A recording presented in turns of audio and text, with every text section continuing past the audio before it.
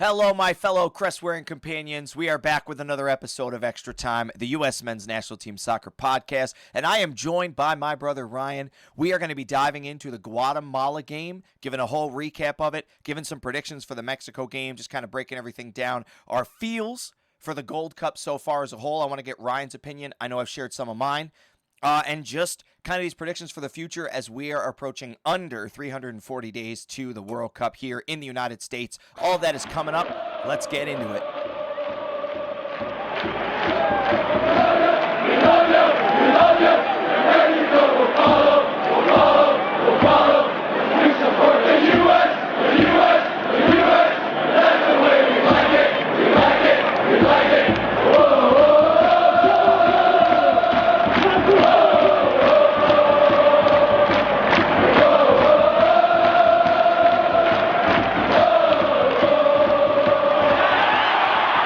It is good to have you back on the podcast. How you been, man?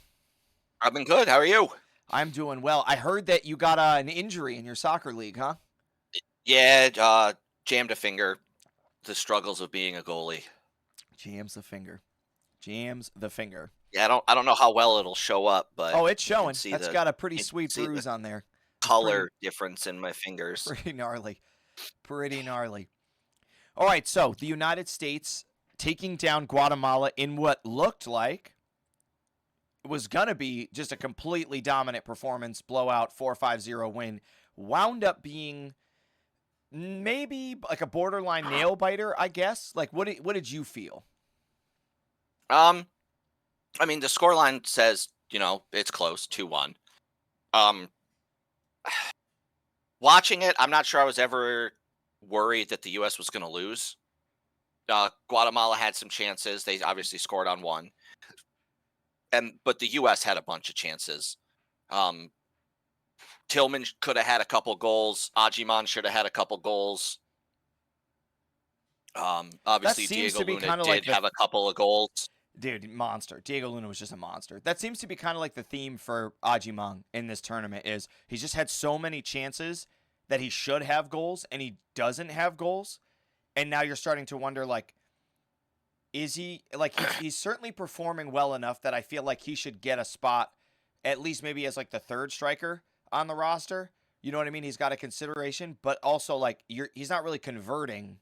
So, like, what is your take on that? His hold-up play is very nice. He is a striker we have that does a lot of good work with his back to goal. He's been able to find Tillman a bunch, and I know how much you love Tillman. My favorite. He's been able to, like holding up the play, using his body to keep possession of the ball while our guys get upfield, which is not something, we've seen in the past because, Pulisic's not big. He's a good player, but he's not, strong on the ball. Like Ajiman has got size difference. Right there. So that's what I've liked out of Ajiman. His finishing touches need a little work. Especially if you want to be the number 9, you have to be able to score the goals. And he has definitely been struggling there. So it'll be interesting to see if he does get a spot on the World Cup roster and gets brought in. Can he capitalize on the amount of time he's going to get to play to show that he deserves more time? Correct. No, I completely agree. And unlike all of the previous games that the United States had played, the stats in this game actually go the other way, right? So for the first time, you're like, if you're thinking United States, Guatemala, right? You watch Guatemala play. Yes, you're going to hear the people who say Guatemala's not a side to be, don't underestimate them. And yeah, it's the Gold Cup, it's CONCACAF. Don't underestimate anybody, especially in a semifinal, especially with the fans, especially with the hype. Like, Guatemala's on this dream run, right? So and we know the U.S. men's national team. We've had times where we've gone out and we've just kind of come out flat, let the other team get a goal early, and then we just can't break them down, and then they just pack it in. So what was interesting about this game was when it started, obviously we came out just guns blazing, right? So did Guatemala. And I was under the impression that, like, Guatemala knew if they don't get one early, like they're not going to be in this game at all, right? They don't have the fitness, they don't have the depth, they don't have the bench. Well, we put away 2 super early, and I was like, we're just going to run with it, right? It's going to be 3-4-0 at halftime. Like, that's going to be it. And around the 30-minute mark, again, and this is exactly what had happened previous to this in the Costa Rica game, it just sounded, it felt like somebody had yelled from the bench, like, just play defense, right? Like, let's stop doing what we're doing. And like every player in unison just completely shifted, stopped doing everything that we were doing. And it was like the engine turned off, all the gas ran out, and you just started to wonder, like, what are we doing? Right? But that could be Mauricio Pochettino. That could be what he wants. He could be like, my team has a lead. I want to see how they can play with a lead by being attacked. Mm-hmm. Because there's a chance to me, right? But there's a chance in the World Cup. Let's say we're playing a Netherlands, a France, a Brazil, an Argentina, any one of those teams. And let's say we go up 1-0 early. Right? We're probably not going to see much of the ball in those types of games. But against the Guatemala side, I'm not disagreeing with you in those situations, correct, but like Guatemala, why not test the players and see how they do? Why not tell them, hey, I'd rather see how you guys can play defense. Let's play defense. Like everyone's talking about, like, oh, Pochettino's got to win this if he wants to keep his job. He's got to, he's got to get results. He's got to win. He needs to figure out which of these guys are going to be important enough to bring to the World Cup. Mm-hmm, mm-hmm.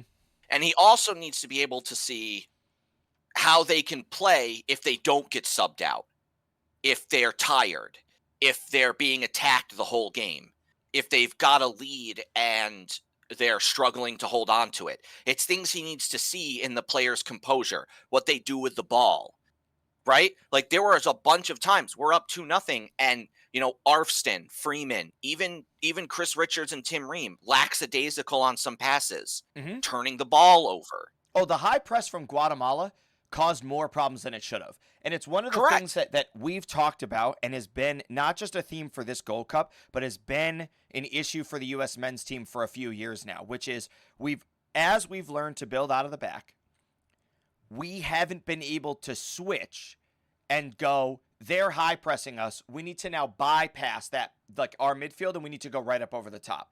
There were a few games where like Zimmerman would hit a ball or Ream would hit a ball and send somebody free. Maybe McKinney would hit a ball. But for the most part, we just see ourselves going, no, let's just keep building out of the back. And Guatemala throws this high press on. It leaves our midfield open. And we saw really early on, Richards, Ream, and Freeze just kept their triangle all the way back to the touchline and then turned the ball over. And that's not something that's going to work against the teams you mentioned, right? Like those turnovers are guaranteed goals if we're playing any of these high caliber teams. But you can't tell me that's not exactly what Pochettino wants to see. Well, we could make the assumption that might be right. I'm not disagreeing with that. Right? That like, you like, don't know let's that go Pochettino to, didn't yell let's out. go to the Costa Rica game, right? Mm-hmm. This is something I wanted to talk about. The substitutes. He doesn't make any until what? The 79th, 80th minute when the game's already tied? Substitution's been a thing that people have been irritated with the whole time because even in this game, he only made 4 of the 5. So now let's think. Let's look at some of these guys. If you're playing in the World Cup and you start, there's a 50-50 shot you don't get a sub. Because there are 10 players that normally could be subbed. You're not subbing your goalie normally.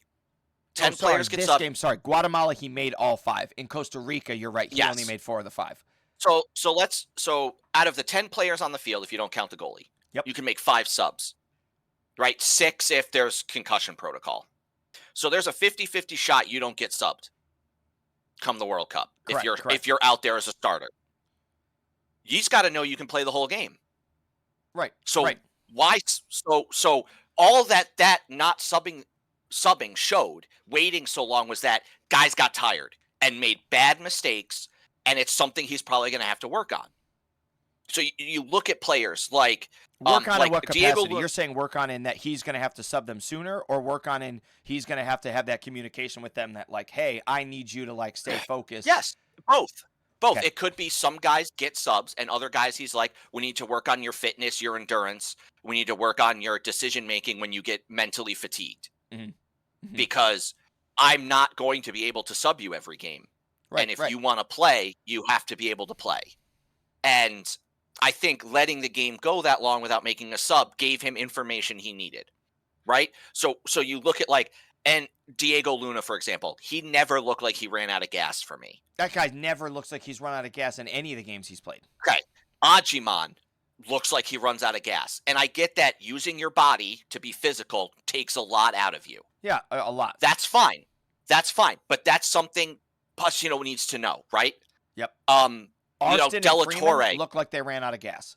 Yes, De La Torre looks like he ran Yep. out of gas. Yes. Berhalter, not against Guatemala, but against Costa Rica, looked like he ran out of gas. Yep. Adams, his fitness is Yep. not there. It's not been there for a Correct. couple games in a row, and that's why we're seeing him get subbed. He's running out of gas. Correct, but that's understandable with him coming back from an injury. Yes. Um, Tillman isn't and- as bad. Tillman starts to run out of gas like 80th, 85th, which is like more reasonable, right? We're seeing other players kind of start to run out of gas in like the high 60th, Like the 70th minute. Yes. Yeah. Yes. And those are things you need to know as a coach. Because if we go into the World Cup, our 5 subs are most likely going to be, we sub out a striker because, like, let's say Balogun plays well, but he uses his body a lot. He's going to get tired. You bring in like an Ajiman or a Ricardo Pepe. There's one of your subs. You're probably taking Yunus Musa or somebody out of the midfield. There's 2. Yep. McKinney's probably Already. coming out.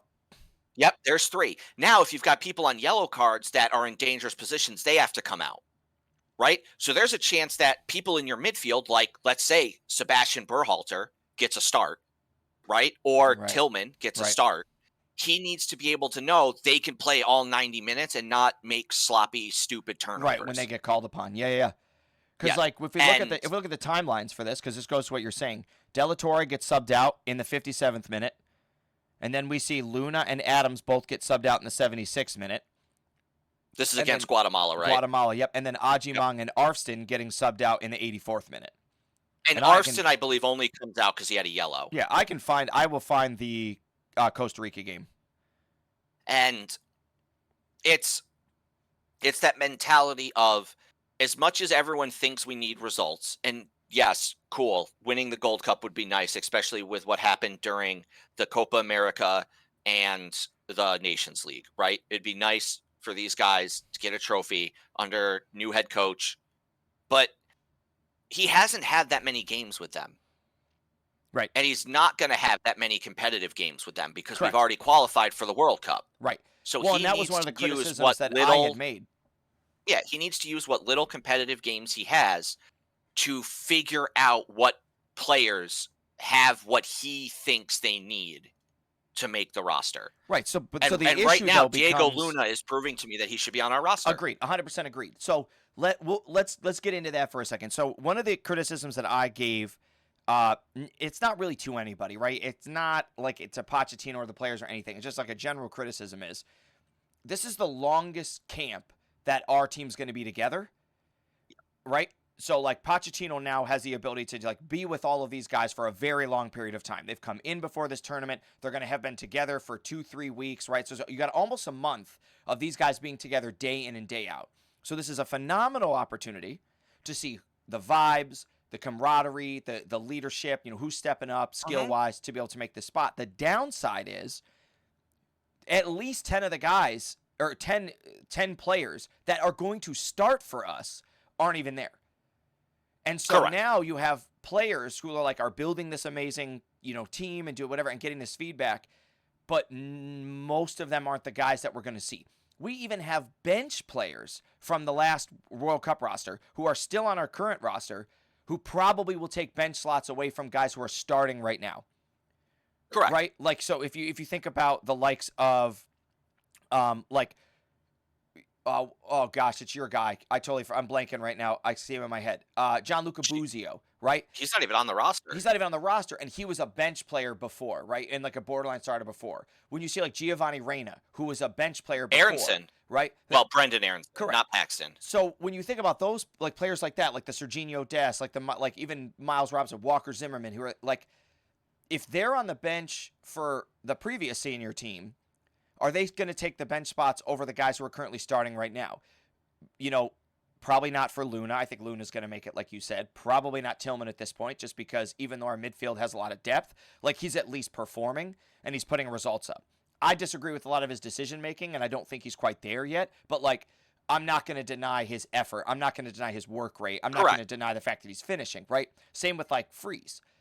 So I just think like it's sort of unfortunate that we have a bunch of players who I agree with why they're taking it off, right? Like this tournament is going to take a lot out of you. I know I was a runner, I was an athlete. I know the importance of recovery and how Correct. hard it is and how few windows you get. So, like, there's just a lot of moving pieces to try to figure out, like, what is Pochettino trying to learn about this group? Because he's Anything. obviously, correct, he's obviously trying to figure out who are the final, I think we agreed, maybe 5 at minimum, maybe 9 at most, final players on his roster. Because I think if we go through the actual World Cup roster, there's maybe at most 9 spots left to compete for, depending on how Pochettino feels. But I don't see the likes of like a Brian White making it. I don't see Damian Downs being able to compete for this, right? I don't really see like John Tolkien's on the bubble for even some of those final spots, right? Like Jack McGlynn, he's kind of on the bubble for these spots. Like it's going to see, and obviously like what matters here is a lot's going to happen in a year. There's going to be a lot of possibility for injuries. We saw injuries right before the last World Cup take a lot of key players out from us, from other countries. And so it's nice to see our team performing in the capacity that we're performing. For the Costa Rica game, we'll go back to the subs. Della Torre came out 77th minute. Luna and Arfston come out 82nd, 83rd. But Ajimang plays the whole game. He comes out in the 89th minute. And we don't see that 4th sub. Correct. Now, to me, you can look at this in one of two ways. You either don't see the 4th sub because you're trying to save it. Well, there's no extra time, so like you just don't see a 4th sub because you're like none of the guys on the bench are going to be penalty kick takers. Fifth sub. 5th sub, sorry, you don't see the 5th because of that. Which that doesn't really feel like it makes sense because you saw us use all the subs in Guatemala in case we had to. Well, no. Yeah. You don't see the subs, I think, because you're like, none of these other guys could take penalty kicks. I think that's the conclusion, right? Because you subbed on Brian White right towards the end. Because you knew he doesn't take one, but you knew that he was subbed on because he takes penalty kicks for his club. So I think you don't see another one because you're just not that confident. But I also think it speaks to a little bit of what you said, that like, I think the guys on the field got to get used to like, hey man, this is a tough game. Like you got to go for it. Correct. You know, like the 70th now, and I get that like 77th is a little late for the first sub, but some of those guys might not normally get subbed until then. You need to be able to show you can play that long, and a lot of them did not look like they could. Correct, they didn't. And I know that it's like, you know, you're looking at 2-3 days apart, right, for these games. Like even us playing on, you know, you have Thursday, Friday, Saturday, so they're looking at 3 rest days before they got to go up against Mexico, a really good Mexico side on Sunday. And I'm not even sure I'd say they're a really good Mexico side. They're like well, we're going to get into that just after this because it was points that I was making before, and I'm really curious as to your thoughts. So when we think about just like the overall match stats, right, possession's about 50-50. Right, it's 51-49 Guatemala. Shots on goal favoring Guatemala, but like actual target is identical. Okay, corners favoring Guatemala 6-2. Those stats don't like, it doesn't feel like the way that I would have wanted us to have played the game. Now, okay, because we got to, like, I think you're right. We got to kind of be fair to this. You go up 2-0, 18 minutes into the game, right? You know, you're going to take 150% against Mexico. Yes. I agree with you in this, that it's like, why are we going to keep going for it? Well, I mean, you could put them away, and that's fine. Like, obviously, like, putting another 2 in that half basically seals the deal. You could, but is it a fair criticism to say we press, we beat Guatemala 4 or 5-0, and then we come out flat, tired, and exhausted against Mexico, and the media is immediately jumping down Pochettino's throat, going, "Why didn't you guys just park the bus and save your energy? You knew this was going to be a hard game." I think a lot of it is going to be Pochettino's decisions. I personally think that he made an executive decision to play differently after going up 2-0. to see how guys played. That's what I want to believe, Hmm. right? Because that would make me feel better than just, oh God, the US fell apart, Right. right? Um, but again, that being said, going up 2-0, there was not a single point in that game where I thought Guatemala could score 3 goals on us to beat us. Even with all Like the think, press and the chances, because yeah, they had a 20-minute string where it was like all you heard but was us making but saves and Freeze getting desperate. And I'm not sure how many saves did Freeze have. let's find the stats. I don't know if it's got it on How many here. how many shots on goal were there? It says there were 7. So Freeze had So he 6 made saves, six saves. I believe. Yeah. Okay, you think every single one of those saves was a oh my god world class? He made the unbelievable save I don't know. I'm because trying to see like if it even I can remember 4 of them that were hit right at him and he caught them very comfortably. strike goes wide of the post, gets a strike, fails to hit the target, signals a free kick. I'm trying to see if it'll say. Right? Like, don't get me wrong. Freeze played well. He had a couple moments where he looked like he stood up and he I think made the the save. 34th minute is the first time where we're going to see that he has to make a save.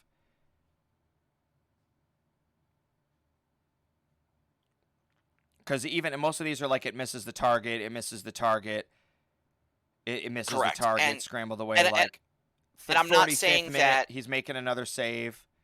them having pressure doesn't mean that they couldn't have won the game. They could have. Yep. But watching the way they were playing and shooting, I never thought they could score 3 goals.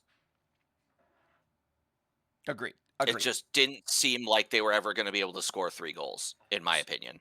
So, how did you feel? Let's go into some of the lineup stuff, right? Let's get into the game.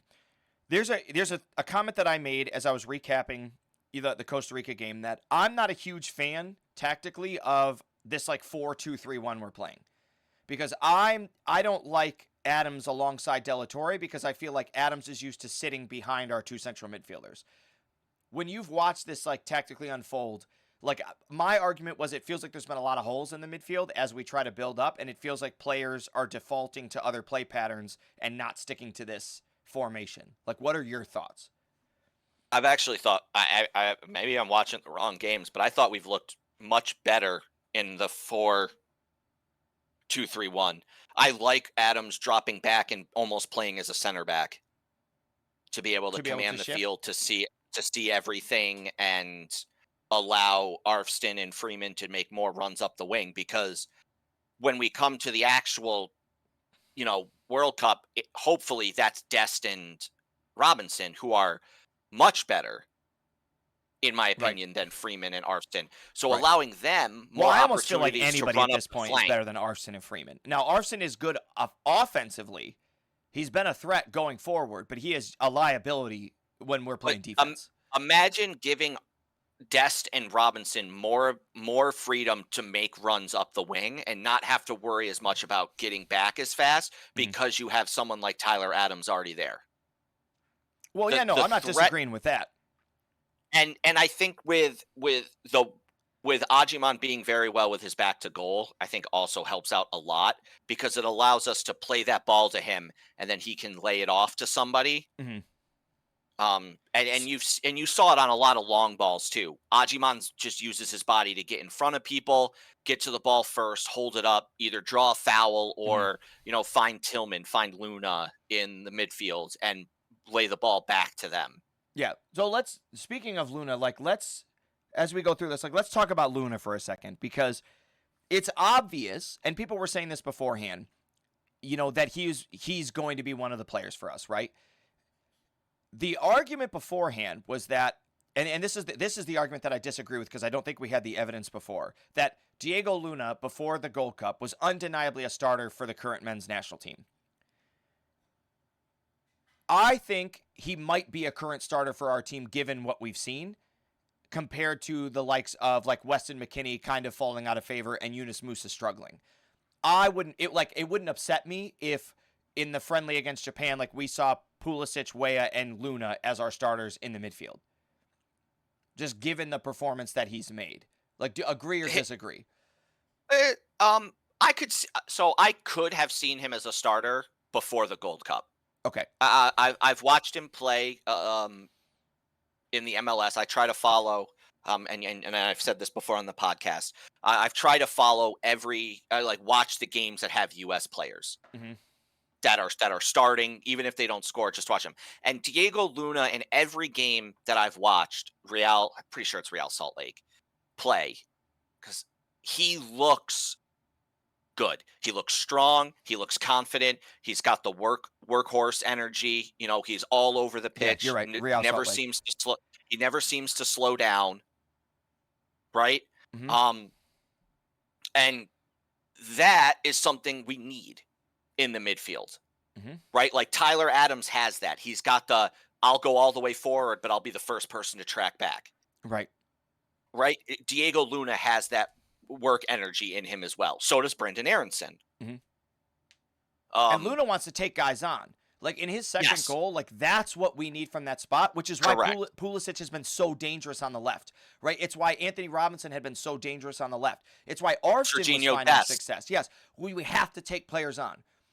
One of the mistakes that we just keep making is we don't want to take guys on, and we just want to keep knocking the ball back and forth, right? I was giving this metaphor of like a wave, right?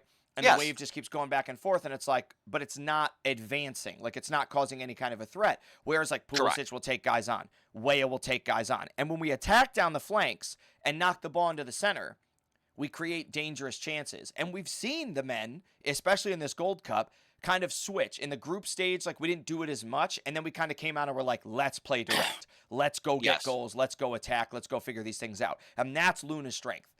The first goal finish was 2 touches, right? It's that nice little, like, right-footed. That's an unbelievable It's touch, unbelievable too. goal. Steps in front of the guy, right foot, left foot in the net. Like, you cannot express how difficult that is, and how tough that kind of a finish is. And then even then, just simple. Does the step over, finds a spot. I mean, when you saw the replay, But he's got the whole net. Just and his hit the ball in workhorse the is bottom there. left hand His corner. workhorse is Yes. there because our other strikers don't win that ball. Mhm. Do not get ahead of that defender to win the ball. Correct. But Diego Luna does. But he does. Even Because his Ajiman with his size, he work hasn't effort been is able there. to do it. Correct. And Correct. we saw Diego Tillman. Luna's like, I'm gonna go get this. Yeah. It's gonna happen. I'm getting it. Yes, or they're going to foul me and I'm going to draw the thing. And Tillman found himself in a really similar spot, probably even a better spot later in the game.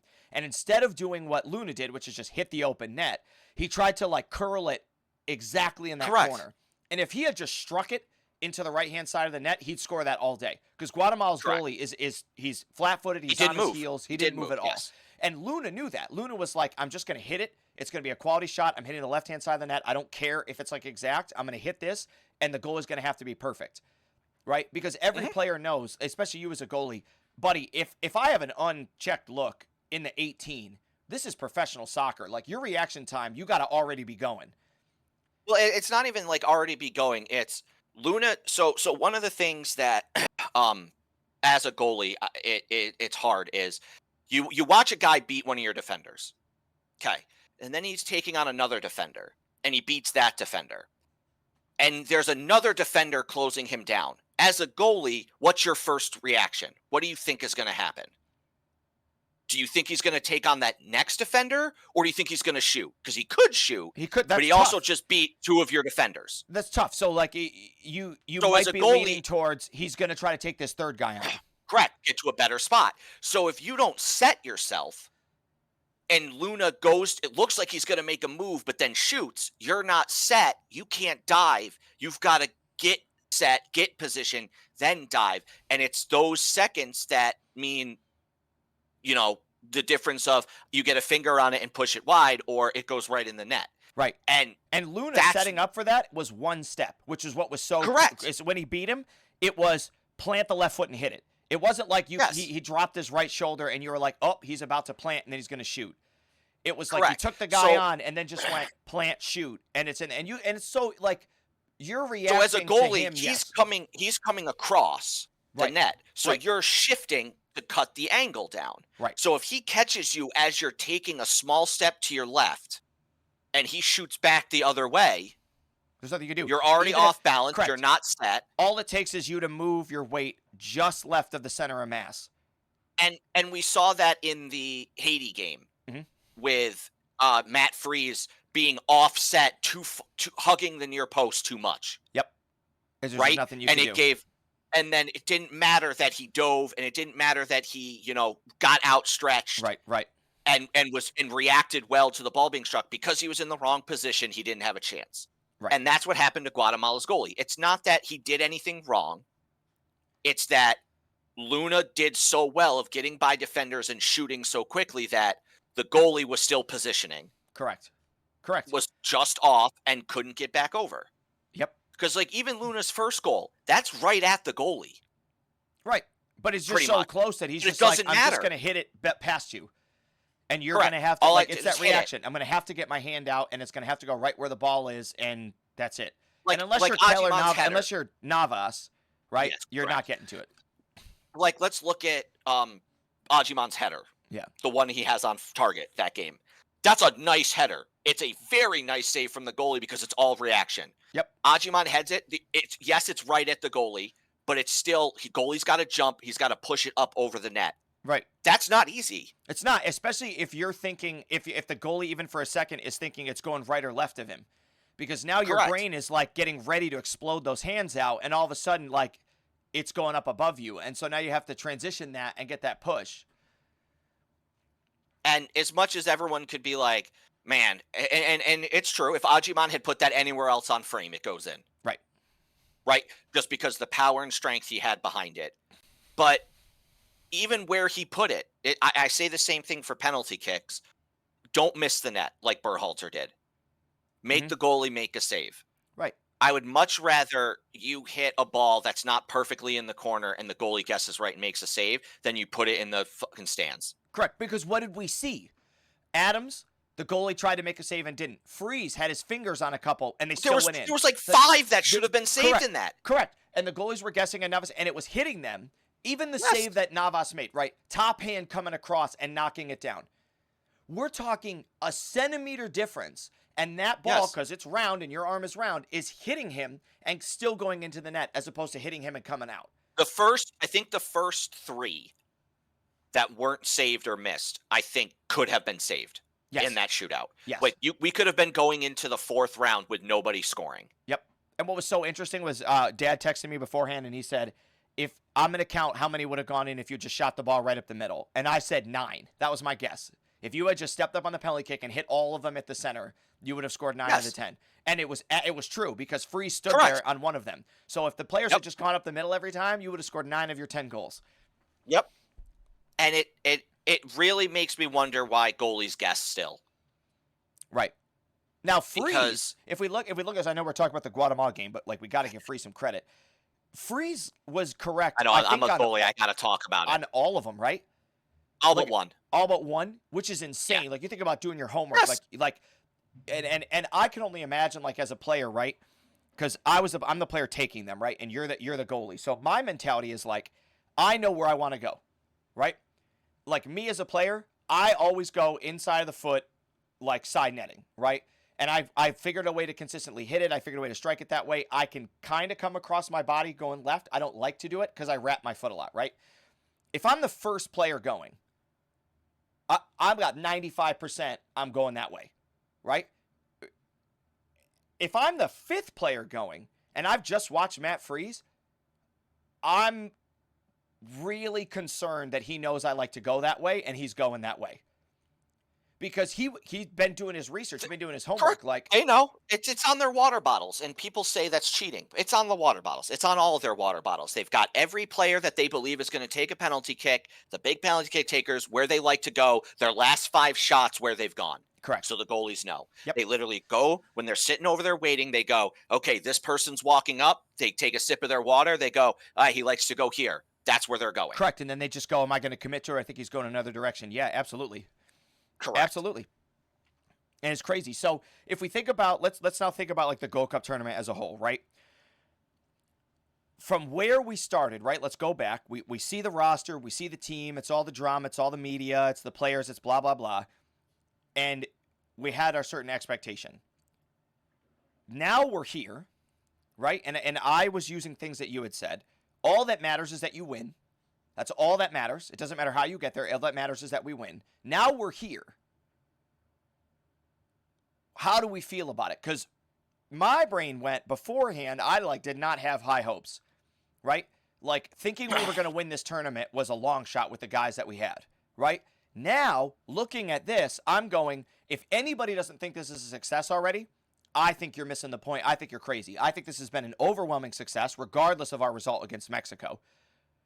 I think that we have shown that, we are handedly in control of CONCACAF, playing a bunch of guys we've never seen before, a bunch of guys that have never played together before, that have just really put on quality performances and shown that we can score goals and find the back of the net.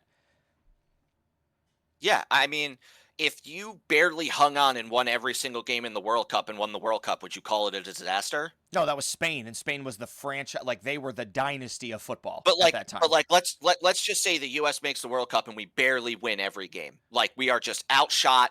Every game is like Tim Howard against Belgium. Yep. Right, and we win the World Cup. Was it a disaster? No, it would be literally we would be celebrating for years. Correct. So, and I get that it's just the Gold Cup and it's just CONCACAF nations. Right. Right? Can you imagine the first print run of jerseys with the star over Correct. the top of them? That single star right here. How many would you buy? I would probably be buying at least 3. I would all my favorite players. I would all probably the buy jerseys. 3. Yeah. Yes. There would be the away jersey, the home jersey, a neutral jersey. I would probably get an away jersey of a player, a home jersey of another player, and then a goalie jersey. Correct. Yep. And it would, if it were $250 a piece, it would be okay, here's $750. Give me the jersey. Exactly. So and I get Gold Cup is way different. It's not even close to a comparison as the World Cup. But at the same time, you lift a trophy. Right. Who cares how you lift the trophy? Correct. Well, and so right? What I'm getting at is you lifted the trophy. Correct. That means you did exactly what you needed to do. Right. Even if it didn't look like it. Yes. Right? Look at us against Trinidad and Tobago. We looked phenomenal. Right? Look at us against Saudi Arabia. We looked great. We got the result. Against Haiti, there were some moments of sloppiness. We get the result. Same thing. Costa Rica. But that's resilience. That's something you need because the World Cup isn't just 5 games and you're in the final. Mm-hmm. There's more. It's not just you get out of group stage and you're in the quarterfinal. Correct. There's going to be 2 rounds before you're in the quarterfinal now. Yep. Well, and so this is my argument is look at the last 6 to 8 years. Okay. At the beginning, you and I were watching the results of the men, and we had started, maybe not the whole conversation, but we were part of the start of the conversation of we're the best team in CONCACAF now. As those years went on, we elevated it to we're the best team in CONCACAF by a long shot. Then we saw this dip in qualifying where Canada wins. Canada just comes out of nowhere. And everybody's giving maybe not everybody, the media is giving the United States crap. They're saying that Canada's really, really good. And you and I are still adamant, wait till the World Cup. We are just the better team. We're going to outperform. We see the World Cup happen. We watch Mexico get knocked out. We watch Canada get knocked out. We at least Panama get knocked out. Everybody else gets knocked out. We don't put on a great performance against the Netherlands, right? But at least you and I can sit here comfortably and be like, no, see, we told you. Now here we are, beating Mexico, right? Pulling our starters away and then losing to Mexico, which is fine, right? The one loss in 6 years. Watching Canada fall apart. Watching the United States men here, right, get to a Gold Cup final with their C squad. I'm still sitting here going, are people seeing... Whoa. B minus. I'm going C team with this. I think it's a C squad, but that's B minus C. That's fine. I'm fine with the B minus squad. But making this argument that we told you, right? Canada's not it. We'd already said Canada's a good team, right? I know they're down Alphonso Davies, and that is not anything to take lightly. He's one of the best players in the world, especially at his position. He might be the best player at his position. So it's not anything to take lightly. Mexico's had turmoil. Canada's had turmoil. Their turmoil has not been like ours. What's our turmoil? Our turmoil is that our A team wants to rest, and the response to that is we make the Gold Cup final. Correct. If Canada's starters all went to Jesse Marsh and said, we're sitting this out, is Canada leaving the group stage? No. If Mexico starters all went to their coach and said, hey, we're not going to play the Gold Cup, are they in the Gold Cup final? Yeah, they still might be. They might be, right? So that's like there's like the thing, but it's still a maybe, right? Just kind of like we were a maybe, and yet here we are, and here's Mexico, and now we're going to see this matchup, and for everybody to sit there and make the comments that they're making, like we really got to give credit to these guys and give credit where credit is due, because wins are wins. Yes. It doesn't matter how sloppy it is. It doesn't matter how ugly it is. What matters is that we got it done. Was Costa Rica more stressful than it needed to be? Yes. Was Guatemala more stressful than it needed to be? Yes. Were they exciting games to watch? Costa Rica, yeah. Guatemala, I mean, I'm not sure Guatemala I was ever nervous we were going to lose. I wasn't ever nervous we were going to lose either, and maybe it wasn't as exciting. But like the Costa Rica game was exciting for what it's worth. Yes. Like it was entertaining, right? You sat there, you watched us get that second goal early, and then Costa Rica tied it, and I'm literally sitting on my couch like this, right? And Allie looks at me and she's like, "Are you stressed?" And I was like, "Yep." And she's like, "Why?" And I was like, "Because we're going to go to penalty kicks, and like I can't handle this right now," right? But you better believe that, like, you know, I'm standing there, and our guy scores a goal, and I don't even move, right? Because like scoring didn't matter. I didn't even watch the last 2 shooters we had go. I literally just didn't look at, covered my face, listened to the announcers. Right. Because I'm like, I don't want to do this. I was this close to going like, I can't watch this. I'm just gonna listen and see what happens. Especially when it goes, we have Freeman coming up, and I'm like, uh-oh. Right? Oh but I watch gosh. his. Every time and then the player next one's walks like, up, I was and like, then you gotta be kidding and then me. the next time they're like, oh, we have Tolkien shooting. I'm like, not watching this. Yep. And Tolkien's get saved. Mm-hmm. Well, and when Adam stepped up first, my brain was like, don't do this to me, because I like this guy, and he's going to miss his first penalty kick, and then I'm going to have to be the person who's going like, I still like Tyler Adams, even though he did. But like, I sat there, we scored, and it was when Matt Freese made saves, I jumped up and ran into the other room and was like, oh, let's go, and would come out and like clap my hands and stuff. But then I go right back to like, you know, I watched it with skied it. Dude, I watched it with a bunch of people, right? So I was and after it was over, my one, because Logan made a comment that he hates penalties because this is how you lose, right? Mm-hmm. And which so is a fair point, because it's like, that's my frustration. Why are we putting ourselves in a position like Canada did? Canada put themselves in a position where Guatemala had a chance. You played Guatemala's game. You got frustrated. You took these stupid fouls. You took the red card. You let them back in the game, and now it's penalty kicks. And now it's anybody's game, because as long as you can outscore your opponent and you can stay focused and more disciplined, you know? One of the things I said after that comment was, as much as I hate penalties, as a goalie, I love them. Because if you do what Matt Freese did, you get to be the hero. Yep. Oh, and he was the hero. Look at his face after he made that third save. Mm-hmm. Right? He comes walking out, he's like got his tongue out, he's smiling, and literally gets buried by the team afterwards. Right. Zach Downs scores the goal, and everybody goes to Freeze. Damian Downs scores and runs this way, and everyone takes off and buries Matt Freese. Yep. And you saw that, like the highlight was Matt Freese, and this is like, it's just so great, is like the goal goes in, Matt Freese watches the goal go in, he gets down on his knees, he just like gives a moment, and then he gets up and he goes for it. And it was just like so nice to see that, like, I'm just taking that second to be like, I'm so thankful that this is where we're at. Now I'm gonna go celebrate with my team. Correct. It was beautiful. And looking ahead, as much as everyone thinks Mexico is the favorite going into this game, Mexico has not showed me this tournament that they are Mexico. They have struggled against teams that they should not have struggled against. Sure. Are they going to expose our backs? They have almost lost to teams that the game shouldn't have been close. Now, like they almost lost to Dominican Republic. Like, do you think? Okay, so let's compare their run to our run. Do you think that you could say the same for us? No, because our squad is much less experienced than theirs. Okay, and that was the same argument that I made, was like, if we put our JV players in a varsity tournament and they lost, everyone would go, well, yeah, because it's JV guys. So the way that I'm looking at the Mexico matchup is, if you guys want to make the Mexico the favorite, that's fine. Because then if Mexico wins, you were supposed to win, and if you don't, then it's Correct. like you guys drop the ball. Whereas we're not really in a position where I feel like we're supposed to win. I feel like we have a chance. I feel like we could. And I feel like as long as it's like a 1-goal loss. So let's look at group stage. Our first game we win 5-0. Mexico wins 3-2 over Dominican. Correct. Right? Yeah. So Mexico almost loses that game. Right. We're in the driver's seat. Like, we walked out, spanked them. Yep. Hey, we play Saudi Arabia next, Mhm. right? And it's a pretty good game, Yes. right? Let's say like all around, like that is a close We had, and remember, battle. we had previously tied Saudi Arabia in a World Yes. Cup prep game. Okay. Mexico beats Suriname only 2-0, right? And the goals come like middle of the second half, Mhm. if I remember correctly. Yep. Okay. We go to our last game against Haiti, right? We win 2-1. Mhm. Mexico beats or no, Mexico ties Costa Rica Yep, 0-0, and 0-0. we beat Haiti 2-1. Okay. So we win all 3 of our games.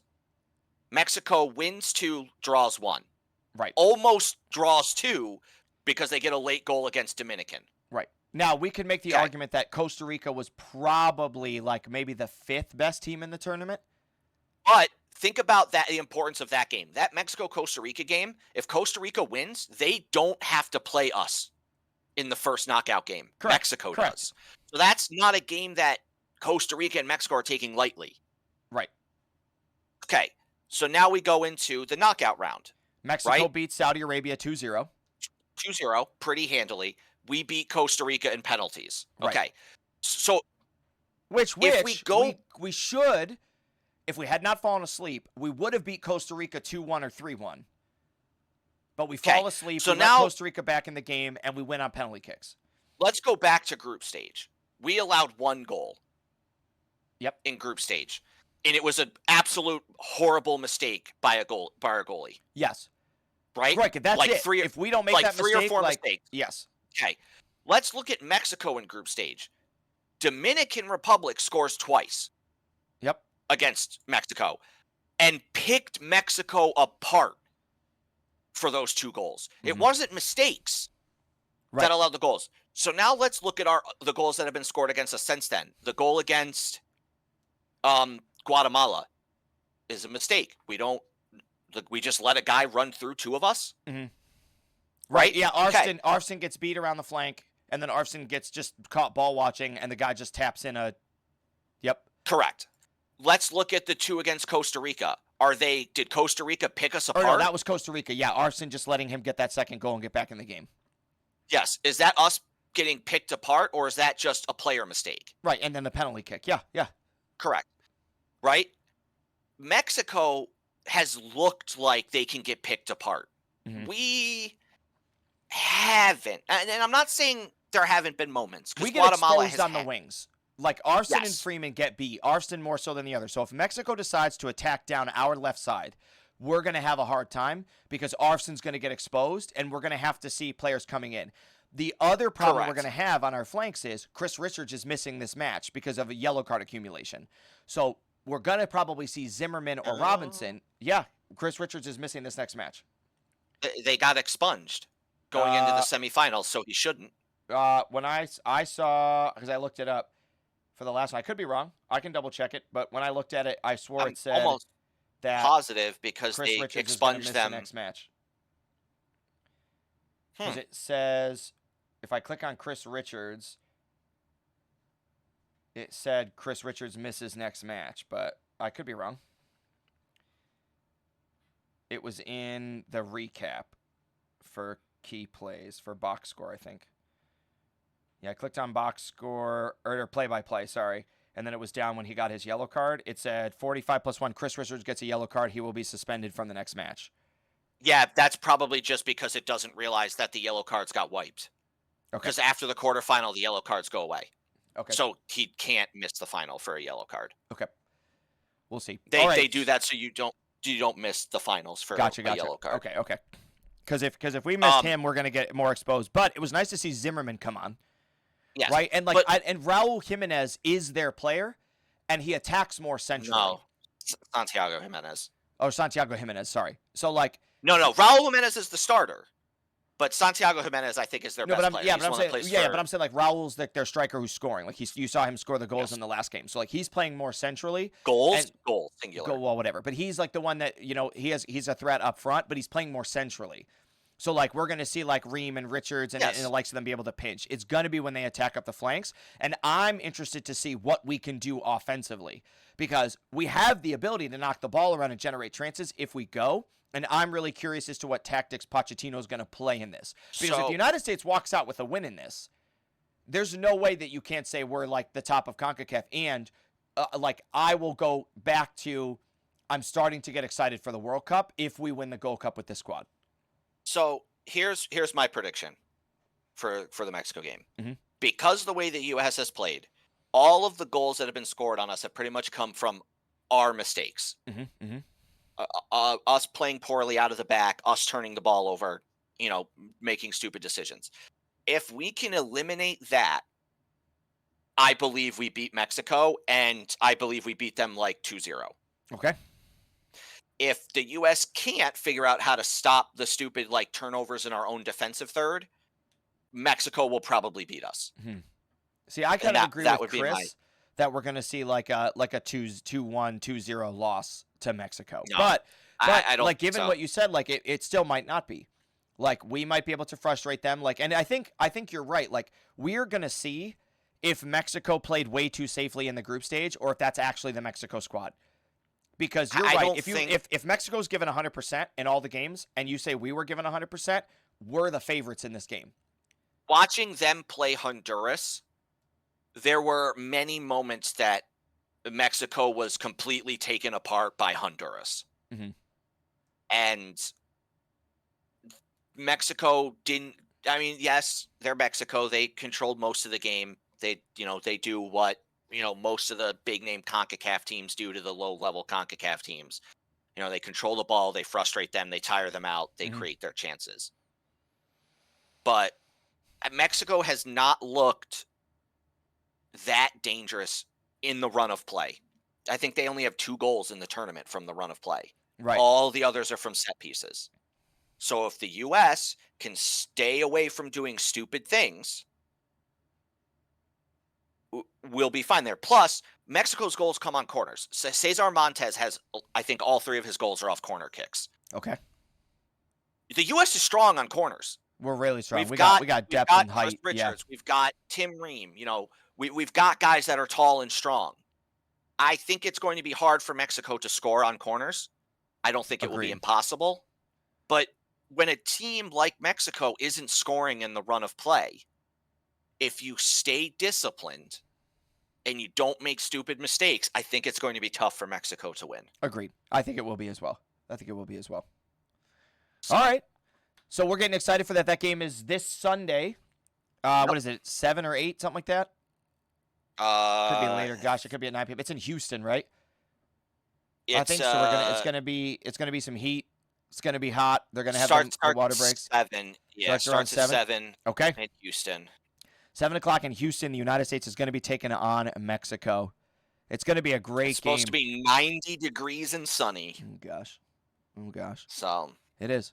Well, all right. There's our recap. We're excited for it. As always, like, guys, rip us apart. Leave us some comments, some questions, whatever it is. Like, follow in this video. Things are starting tell to me pick if I up should for get us. my finger looked at. That's right. Should he get his finger looked at? Do any of those things. Ryan, I appreciate you joining me on this podcast. I will remember not to get a hold of you on Monday, and we'll see if we can do something on Tuesday for this. And then we are going to be flying out. We're heading to Disney World, so it'll be a nice way to celebrate for that. We appreciate everybody tuning in, and we will catch you guys on the next one.